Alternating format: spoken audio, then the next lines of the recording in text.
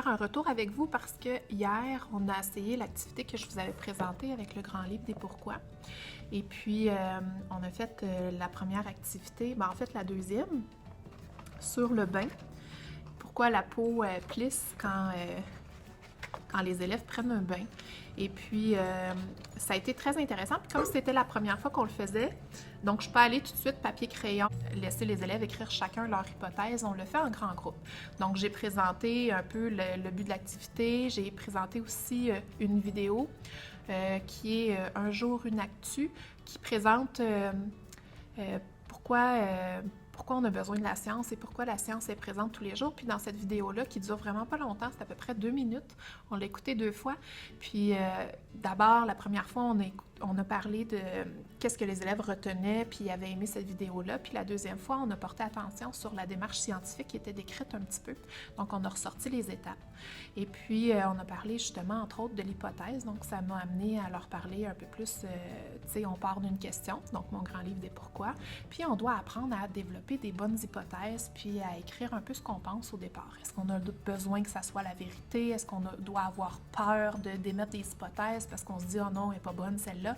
Donc, de prendre des risques et tout ça, mais d'essayer de trouver des hypothèses qui étaient sensées, qui allaient avec le sujet quand même. Donc, on a posé la première question qui était... je vais la trouver. Donc, pourquoi ma peau plisse-t-elle dans le bain? Et donc, c'était la première question qu'on s'est posée. Présenter cette feuille-là et ensemble, on a essayé d'émettre des hypothèses. Donc, on a pris les hypothèses de tout le monde, puis on est arrivé avec 5-6 hypothèses. Les autres élèves n'avaient pas trop d'idées, mais on est arrivé avec 5-6 hypothèses qui étaient quand même super intéressantes. Par exemple, l'eau, la peau absorbait l'eau. Quand l'eau est trop chaude, ça fait plisser. Il y en a d'autres qui ont dit, ben non, parce que des fois, on va dans la piscine, l'eau est pas chaude, ça plisse encore, mais on a quand même écrit les hypothèses. Une autre hypothèse, c'était que... la peau manquait d'air dans l'eau, puis elle plissait.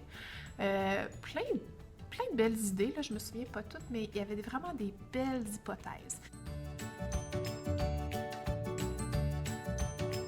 Et ensuite de ça, je les ai envoyées en équipe.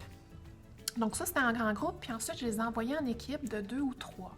Et je leur ai dit, discutez ensemble des hypothèses qu'on a ressorties, et puis essayez de me trouver l'hypothèse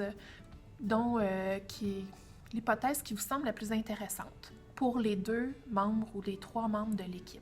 Donc, c'est ça qu'ils ont dû écrire dans la première section du document, de la page que je leur ai remis.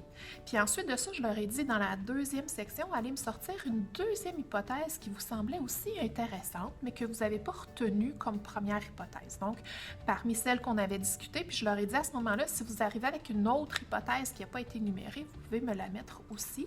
Et là, aujourd'hui, ce qu'on va faire, c'est qu'on va lire ensemble la réponse du livre. Puis, on va en discuter un petit peu. Puis, l'objectif, c'est qu'ils arrivent à m'écrire la réponse. Donc, pourquoi la peau plisse dans le bain, mais dans leurs mots à eux, mais tout en prenant quand même certains termes scientifiques. Donc, d'essayer d'élever un petit peu le niveau, mais qui essaient de me l'expliquer dans leurs mots pour pouvoir, par exemple, en parler ce soir à leurs parents. Donc, l'objectif, c'est d'être capable de redire cette réponse-là pour qu'elle soit à leur portée. Donc, voilà, c'était l'activité... mon grand livre des pourquoi. Et puis, je voulais faire un retour avec vous parce que comme c'était la première fois que je le faisais en classe, je voulais vous dire comment ça avait fonctionné. Éventuellement, quand on aura fait quelques-uns, ils seront plus autonomes. Mais la formule utilisée, donc en grand groupe, après ça en petite équipe, après ça on fait un retour en grand groupe pour lire la définition, puis ensuite de ça, je vais les retourner en petite équipe pour qu'ils écrivent leurs réponses. Je pense que cette formule-là est assez dynamique et assez intéressante. Donc voilà, c'était le petit compte-rendu sur l'activité Mon grand livre des pourquoi, qui est disponible aux éditions scolastiques et dans toute bonne librairie indépendante de votre région. Merci. Vous avez aimé la vidéo? Cliquez sur le petit pouce, abonnez-vous à ma chaîne YouTube et écrivez-moi dans les commentaires si jamais vous avez des sujets qui vous intéressent. À la prochaine!